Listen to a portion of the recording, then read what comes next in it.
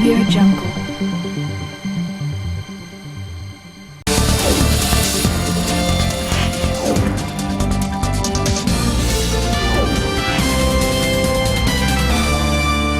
महामारी और संकट सूचकांक की पुणे की research institute Indian institute of education and research यानी कि IISER ने देश के उन शहरों की सूची तैयार की है जिनमें महामारी के दौरान संक्रमण फैलने का खतरा सबसे ज्यादा है। IISER की इस स्टडी में दिल्ली सबसे आगे है, उसके बाद मुंबई, कोलकाता, बंगलौर, हैदराबाद और चेन्नई का नंबर आता है। वहीं पुणे इस लिस्ट में 10वें स्थान पर है। इस स्टडी में जिस शहर की रैंक सबसे कम है वहां महामारी के फैलने का खतरा सबसे ज्यादा है। इस रिसर्च में उन शहरों को लेकर एक मैप तैयार किया गया है जहां कोरोना जैसी महामारी के फैलने की रफ्तार सबसे तेज होगी।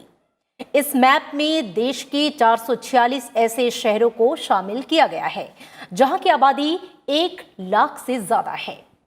IISER के फिजिक्स डिपार्टमेंट ने इस मैप को तैयार करने के लिए ट्रांसपोर्टेशन नेटवर्क और मोबिलिटी पैटर्न का इस्तेमाल किया है। स्टडी में यह कहा गया है कि वायरस के संक्रमण का फैलाव इस बात पर कम निर्भर करता है कि वो कितना खतरनाक है और वो सबसे पहले किस स्थान पर फैला, बल्कि ये उस शहर के ट्रांसपोर्ट मोड पर ज्यादा निर्भर करता है। ट्रांसपोर्टेशन नेटवर्क और मोबिलिटी पैटर्न को लेकर IISER के वैज्ञानिकों का यह कहना है कि जिन शहरों में ट्रांसपोर्ट व्यवस्था जो है वो बहुत बड़ी होती है, जो कई दूसरे शहरों से जुड़ी होती है और दूसरे शहरों से जो संपर्क है, आवाजाही है वो लगातार होती है, जिसकी वजह से वायरस का संक्रमण इन हॉटस्पॉट शहरों से दूर दूर तक फैल सकता है। कोरोना वायरस और उससे पहले जो दूसरी संक्रामक बीमारियां आई हैं उनकी स्टडी करने के बाद ये नतीजे सामने आए। देश देशांतर के आज के अंक में आज हम ये समझेंगे कि महामारी को लेकर Indian institute of education and research की स्टडी क्या है, इस रिसर्च में किन मानकों का इस्तेमाल किया गया है, वो कौन से फैक्टर्स हैं जो कुछ खास शहरों को महामारी के लिए ज़्यादा उपयुक्त बनाते हैं, यानी कि क्यों कुछ खास शहरों में वायरस संक्रमण जो है वो तेज़ी से फैलता है और इन माध्यमों से इसका फैलाव जो है दूसरे शहरों की ओर बढ़ता है। चर्चा में मेरे साथ दो बेहद खास मेहमान जुड़े हैं। सबसे पहले मैं आपका उनसे परिचय करवा दूं। मेरे साथ ओंकार साडेकर हैं, आप फेलो रिसर्च हैं, BSMS Indian institute of education and research Pune की तरफ से, जिसने इस स्टडी को तैयार किया है। स्वागत है आपका ओंकार जी। और इसी के साथ मेरे साथ हैं डॉक्टर राजेश मल्होत्रा, आप चीफ हैं trauma centre Covid facility AIIMS नई दिल्ली। आप दोनों खास मेहमानों का स्वागत। चर्चा की शुरुआत सबसे पहले ओंकार साडेकर मैं आपसे करना चाहूंगी, चूंकि आप इस रिसर्च का हिस्सा हैं, फेलो रिसर्चर हैं।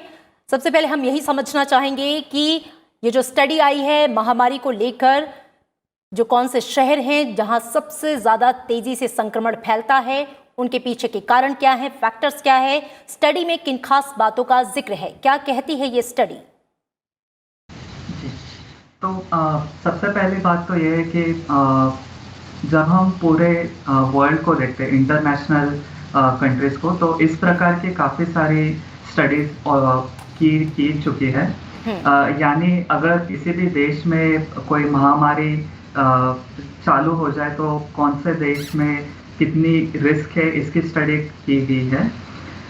लेकिन इस प्रकार की स्टडी इंडिया के मतलब भारत देश के लिए अभी तक की नहीं गई थी, और हमारा इस स्टडी से यही मकसद था कि हम इस प्रकार की स्टडी भारत के लिए भी कर सके, ताकि आगे अगर कोई महामारी आ जाए, कोविड जैसी महामारी आ जाए, तो हम पहले से बता सकते हैं कि किन शहरों को कितना रिस्क है, और उस प्रकार से हम ये बता सकते हैं कि कहाँ पे हमें ज़्यादा मतलब सतर्कता बरतने की जरूरत है। जी जी जी। तो इस स्टडी का मकसद यही था, और इसके लिए हमने ट्रांसपोर्टेशन नेटवर्क बिल्ड किया। तो सबसे पहले अगर कोई भी महामारी किसी भी शहर में आ जाए तो वो दूसरे शहरों में ट्रांसपोर्टेशन के कारण ही फैल सकती है। मगर मतलब अगर मुंबई में कोई महामारी आ जाए, फिर चालू हो जाए, तो वो बाकी शहरों में ट्रांसपोर्टेशन नेटवर्क के थ्रू ही फैल सकती है, क्योंकि जो भी लोग बीमार है इस महामारी से, वो किसी भी एक ट्रांसपोर्टेशन मोड मतलब रोड, रेलवे या एयरवेज का इस्तेमाल करके दूसरे शहर में जाएंगे और दूसरे शहर में जाने के बाद वहाँ पे वो फैल जाएगी। तो इस स्टडी का यही मकसद था कि हम प्रेडिक्ट कर सके कि कितने लोग जा रहे एक शहर से दूसरे शहर में, और उसके ऊपर हम कुछ रिस्क असाइन कर सके कि अगर मानो मुंबई में महामारी फैल जाए तो दिल्ली को कितना रिस्क है या फिर पुणे को कितना रिस्क है। तो इसलिए हमने तीन प्रकार के ट्रांसपोर्टेशन मोड का इस्तेमाल किया है। पहला है रोडवे, दूसरा है रेलवे और तीसरा है एयर ट्रांसपोर्ट। पर प्रॉब्लम ये है कि मतलब कोई ऑफिशियल डेटा इसके बारे में अवेलेबल नहीं है। तो हमने जहाँ पे भी जितना भी डेटा मिला उससे कुछ एल्गोरिदम यूज करके हमने हर दो शहर के बीच में ये मतलब प्रेडिक्ट किया कि इतने लोग यहाँ से यहाँ में ट्रैवल करते हैं जी। और इस नंबर के आधार पर हमने बताया कि इस शहर को कितना रिस्क है जी। तो बिल्कुल ये हमारा जी स्टडी से जुड़ी हुई जो और ख़ास बातें हैं आपसे आगे भी इसे हम समझेंगे। डॉक्टर राजेश मल्होत्रा, मैं आपका रुख करना चाहूँगी। इस स्टडी में जो ख़ास इम्पॉर्टेंट फैक्टर गिनाए गए हैं महामारी के संक्रमण को तेज़ी से फैलने के लिए, वो ट्रांसपोर्ट और मोबिलिटी फैक्टर जो है उसे सबसे ज़्यादा माना गया है। क्या लगता है जब कहीं पर कोई महामारी आती है, सबसे ज़्यादा जो प्रोन माना गया है वो दिल्ली को माना गया है इस स्टडी में। महामारी के फैलने की जो मुख्य वजह है, आमतौर पर जो हम मानते हैं संक्रमण एक से दूसरे और दूसरे से तीसरे में फैलता है, कौन से कारक या कौन से फैक्टर्स जिम्मेदार होते हैं? जी अमृता, मैं आपका ध्यान इस बात की ओर दिलाना चाहूँगा कि दिल्ली नंबर 1 सिर्फ ये जो 2 फैक्टर बताए गए कि ट्रांसपोर्टेशन और मोबिलिटी पैटर्न के अलावा अगर आप देखें तो दिल्ली में जो पॉपुलेशन डेंसिटी है वो भी सबसे ज़्यादा है।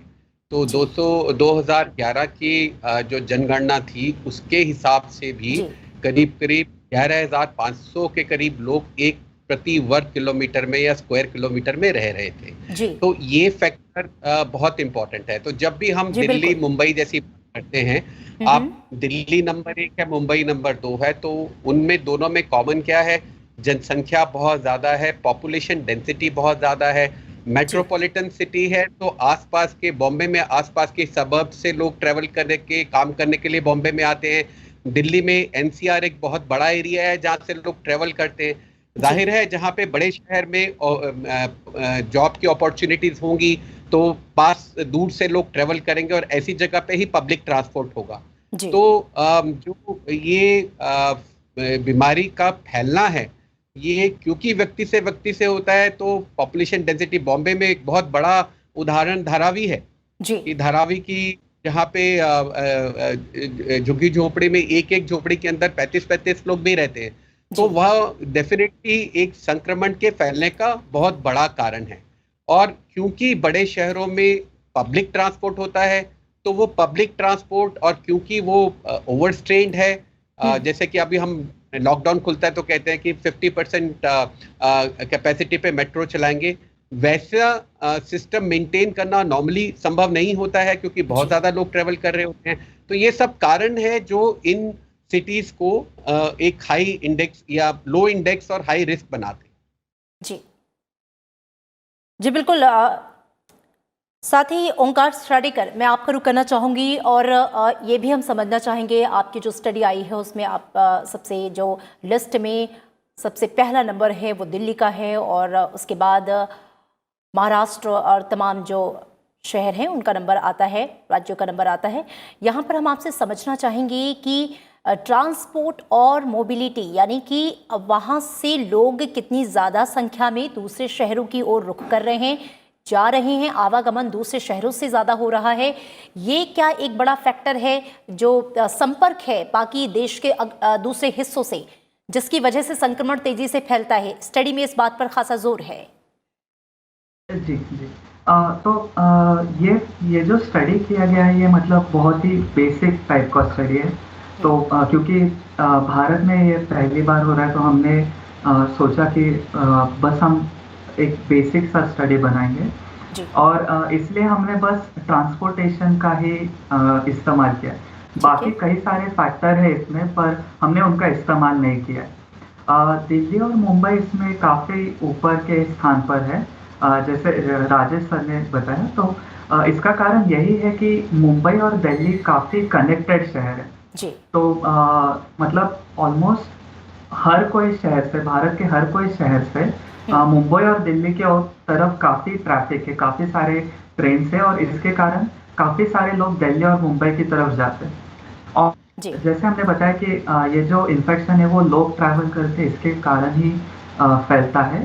तो ज़्यादा लोग इन शहरों की तरफ जा रहे हैं तो इसीलिए रिस्क भी इन शहरों में ज़्यादा है। जी रिस्क जो है आपने बताया इन शहरों में ज़्यादा है और मैं आपसे ये समझना चाहूँगी कि आप लोगों ने ये भी कहा है कि संक्रमण को फैलने से रोकने के लिए भी स्टडी में आपने कुछ बातें रखी हैं। मैं चाहूँगी आप उसका भी जिक्र करें कि किस तरीके से आपने ये भी बताने की कोशिश की है कि दरअसल हम ट्रांसपोर्ट या यातायात को पर्टिकुलर अगर किसी एक क्षेत्र में संक्रमण बहुत तेज़ है तो उसे कंटेन करके या कंटेनमेंट जोन में बदलकर किस तरीके से उस संक्रमण को रोका जा सकता है देश के दूसरे हिस्सों में फैलने से। जी, जी। तो अगर आपने देखा होगा तो इस स्टडी में हम एक लिस्ट बनाते हैं जिसमें हम टॉप 10 या 100 शहरों की सूची बनाते हैं जिसमें जितना कम रैंक हो उतना रिस्क ज़्यादा हो। जी तो इसके कारण हमारे पास एक मतलब एक सूची है जिससे हम ये बता सकते हैं कि इन शहरों में अभी रिस्क ज़्यादा है और इन शहरों में रिस्क कम है। तो अगर भविष्य में कोई ऐसा महामारी आ जाए तो हम ये बता सकते हैं कि इन 10 शहरों में सबसे ज़्यादा प्रिकॉशन लेने चाहिए क्योंकि यहाँ पे सबसे ज़्यादा रिस्क है क्योंकि महामारी से, और बाकी शहरों में हम थोड़ा मतलब इतना ज़्यादा रिस्क लेने की ज़रूरत नहीं है। तो इस कारण हम ये रिस्क का मकसद ये है कि हम बता सकते हैं कि किन शहरों पे हमने ज़्यादा ध्यान देना चाहिए ताकि ये इन्फेक्शन जल्दी से ना फैल जाए। जी बिल्कुल डॉक्टर राजेश, स्टडी में ये भी कहा गया है कि किसी शहर में कोरोना महामारी फैलने पर ये शहर कितने रिस्क में होंगे इस आधार पर इन्हें स्कोर दिया जाएगा। यदि पुणे में महामारी फैलती है तो मुंबई संक्रमण फैलने की लिस्ट में सबसे आगे होगा। महाराष्ट्र का सतारा शहर इस मामले में 19वें और लातूर 50वें स्थान पर होगा। दरअसल जो महामारी फैल रही है, ट्रांसपोर्ट और मोबिलिटी को अगर हम एक बड़ा फैक्टर मानते हैं, उसके अलावा भी वो कौन कौन से अहम फैक्टर्स होते हैं महामारी को के फैलाव के लिए?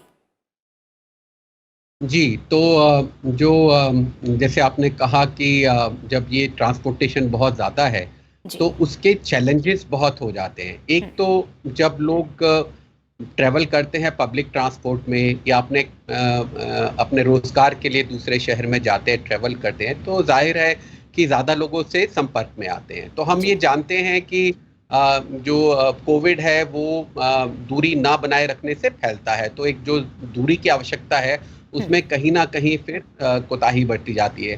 दूसरे बहुत ज़्यादा भीड़ होने पे जो बाकी कोविड अप्रोप्रिएट बिहेवियर है उस पर भी असर पड़ता है। जो मैंने बात कही ओवर क्राउडिंग की, तो अगर ऑफिसेज हैं, अगर उनमें स्पेसिंग प्रॉपर नहीं है, छोटी जगह पे बहुत से लोग काम कर रहे हैं, तो उनसे भी फैलने का खतरा है। लोग आपस में ऑफिस में, क्योंकि जाहिर है ये सब लोग जो ट्रैवल कर रहे हैं ये अपने रोजगार के लिए ट्रैवल कर रहे हैं, क्योंकि वो रहते कहीं और है और काम कहीं और करते हैं, इसलिए उनको दिनचर्या में रेगुलरली जाना पड़ता है। तो वो काम की जगह पे खाना अगर इकट्ठे खाते हैं या चाय इकट्ठे पीते हैं, बात करते हैं, मास्क नहीं लगा के रखते हैं, तो इन सब से बढ़ता है। लेकिन इससे हमारे जो रिस्क स्ट्रैटिफिकेशन है ये हम करते क्यों हैं? एक तो हमें ये समझने में आसानी मिलती है कि बीमारी कैसे फैल रही है। जैसे कि डॉक्टर ओंकार जी ने कहा कि आगे भविष्य में जब कोई ऐसी इन्फेक्शियस या कंटेजियस बीमारी आती है तो उसमें किस तरह से हमें तैयार होने में मदद मिल सकती है।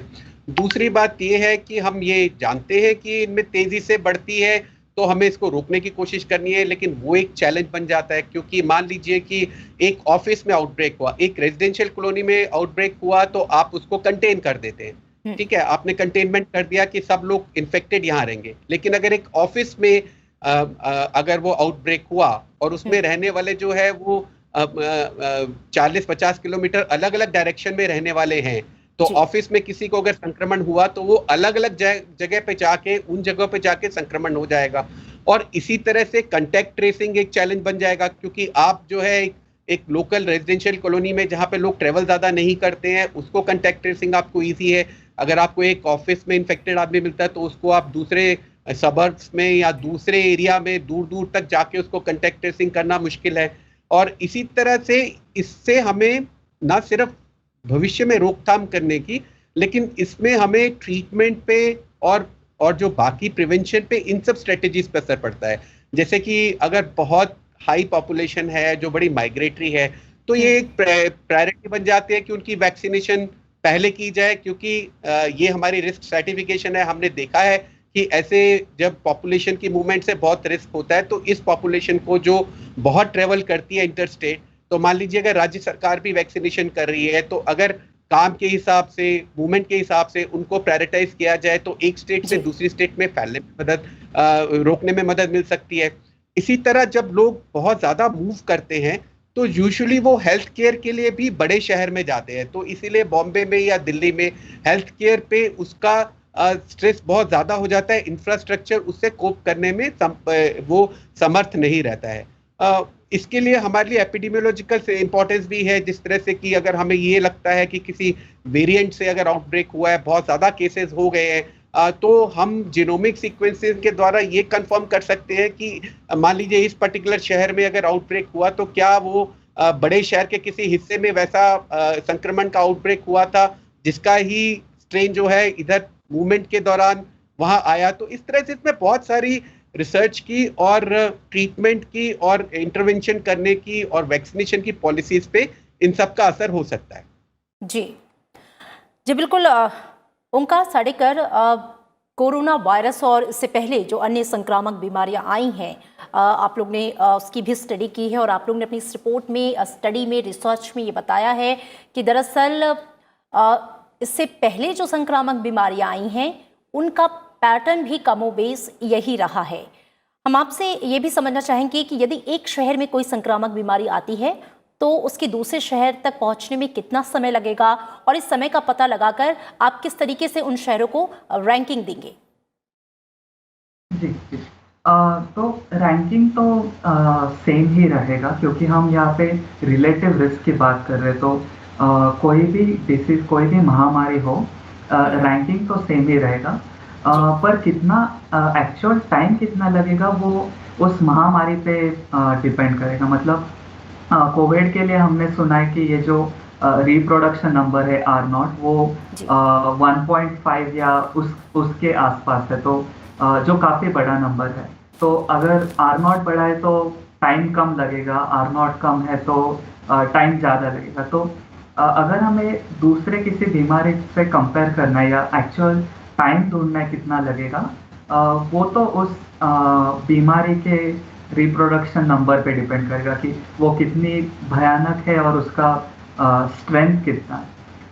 मगर एक बार हमें ये पता लग जाए कि इसका रिप्रोडक्शन नंबर R0 कितना है, उसके बाद हम मतलब और बता सकते हैं कि कितना टाइम लगेगा या एक्सपेक्टेड टाइम कितना है। इसमें मगर एक बात ज़रूर ध्यान में रखनी चाहिए कि ये जो स्टडी किया है, इसमें जो भी डेटा हमने यूज़ किया है वो पूरी तरह से सही नहीं है, क्योंकि यहाँ पे मतलब मैंने जैसे पहले बताया कि ये डेटा अवेलेबल नहीं था, तो हमने कई जगह से एस्टिमेट किया। तो अगर हम इसे सच रियल लाइफ में कंपेयर करें तो ये मतलब एग्जैक्ट एक्यूरेट होगा, इसका हम पूरी तरह से बता नहीं सकते। हम ये बता सकते हैं कि ऑन एन एवरेज मतलब कुछ हद तक ये सही है जी। तो इसके कारण जब हम रियल लाइफ से कंपेयर करें तो पूरी तरह से एक्यूरेट तो नहीं बता सकते, पर कुछ हद तक हम जरूर बता सकते हैं कि ये रैंकिंग या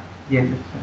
ठीक है डॉक्टर राजेश, महामारी की रूप, स्वरूप, उसकी प्रकृति, उसके फैलाव का तरीका, उसके पीछे के कारणों को अगर हम कोविड-19 महामारी के संदर्भ में समझना चाहें, तो हमने देखा कि जिस तरीके से ये बीमारी देश में फैली और शहरों से होते हुए गांव में गई, मेट्रो सिटीज़ में सबसे पहले संक्रमण ज़्यादा रहा, उसके बाद ये धीरे धीरे बाकी शहरों में होते हुए दूर दराज के इलाकों तक पहुंच गई। ये जो फैक्टर्स इस स्टडी में बताए गए हैं अब वो कारक हैं, और अगर हम कोविड-19 महामारी के संदर्भ में इसे समझना चाहें तो उसे आप कैसे देखते हैं?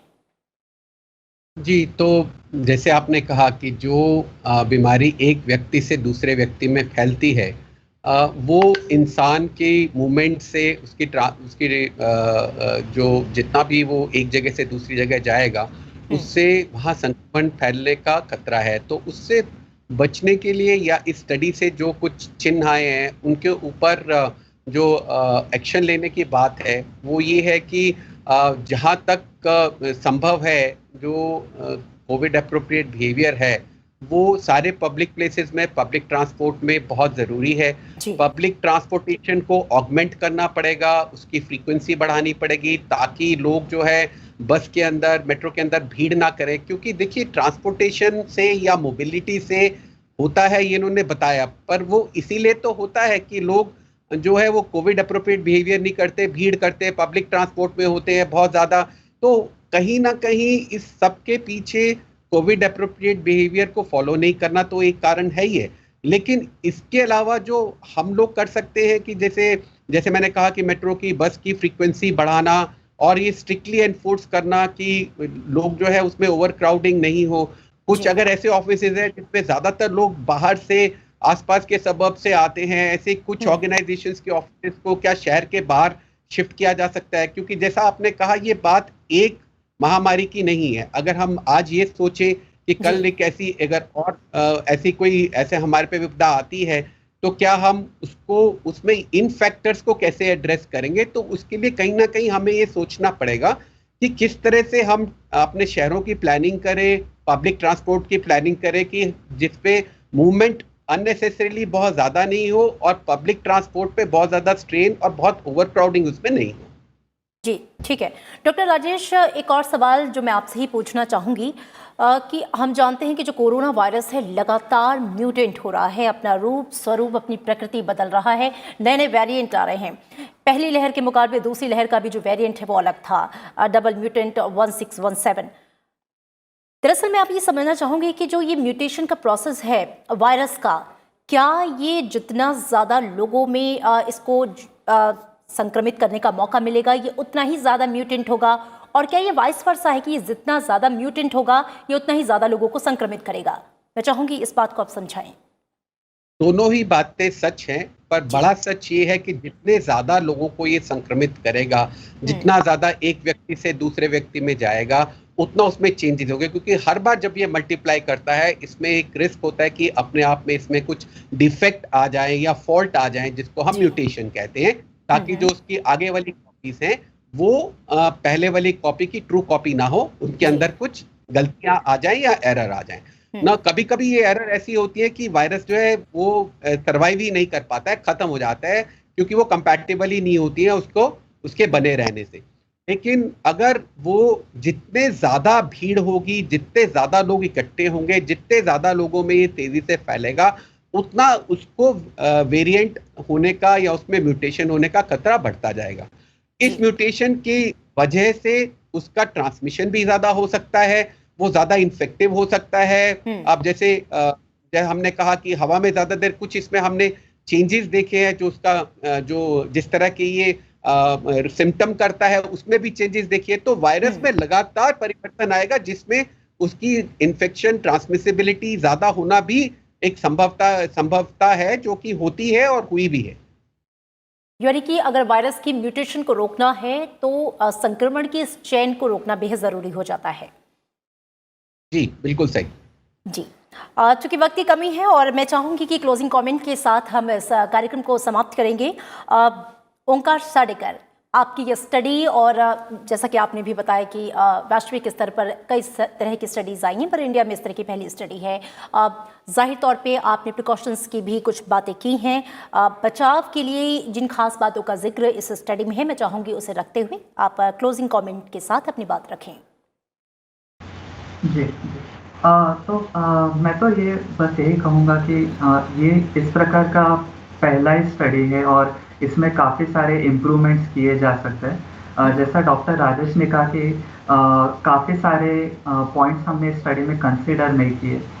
तो मैं यही कहना चाहूँगा कि ये जो रिस्क है ये भविष्य के महामारी के लिए उपयोगी है या फिर यूज़फुल है, और इस स्टडी को इसी तरह से देखा जाए कि भविष्य में कोई महामारी या ऐसा कुछ आ जाए तो हम एक रिस्क हर सिटी को दे सकें, और अगर हमें अच्छा डेटा मिले, डेटा की और इनएक्यूरेसीज को हम दूर करें, तो ये स्टडी और काफ़ी तरह से अच्छा किया जा सकता है और रियल लाइफ में इसका इस्तेमाल किया जा सकता है ताकि हम फैलाव को रियल लाइफ में रोक सके या फिर उसका बिल्कुल, और आने वाले समय में अगर किसी महामारी से सामना होता है तो रिस्क फैक्टर को कम से कम किया जा सके। बिल्कुल डॉक्टर राजेश, क्लोजिंग कमेंट इस पर महामारी के फैलाव को लेकर जो हम चर्चा कर रहे थे, और सबसे इम्पोर्टेंट बात जो अब आखिर में बचाव की। सबसे ज़रूरी बात, ज़रूरी नहीं है तो घर से मत निकले। ये बात फिर निकल के आई है कि जो लोग बहुत ज़्यादा ट्रेवल करते हैं, इधर उधर जाते हैं, उससे बीमारी के बढ़ाव में और वृद्धि होती है। जहां बाहर जाए पब्लिक ट्रांसपोर्ट का उपयोग ध्यान से करें, और जहां भी रहे भीड़ नहीं करें और कोविड एप्रोप्रिएट बिहेवियर बनाए रखें, लेकिन एक लाइन में जरूरी नहीं है तो घर से मत निकलें। बिल्कुल, यानी कि वायरस के म्यूटेशन को रोकना है, और इस वायरस को जब ये म्यूटेंट होना ही रुक जाएगा तो कहीं ना कहीं ये एक दिन खत्म भी होगा, और इसके लिए ज़रूरी है कि संक्रमण की इस चेन को तोड़ा जाए। कोविड-19 के जो अप्रोप्रिएट बिहेवियर्स हैं, जो प्रोटोकॉल्स हैं, उनका सख्ती से पालन किया जाए। आप दोनों खास मेहमानों का बहुत शुक्रिया इस चर्चा में हमारे साथ शामिल होने के लिए। फिलहाल देश देशांतर के आज के अंक में इतना ही। दीजिए इजाजत, नमस्कार।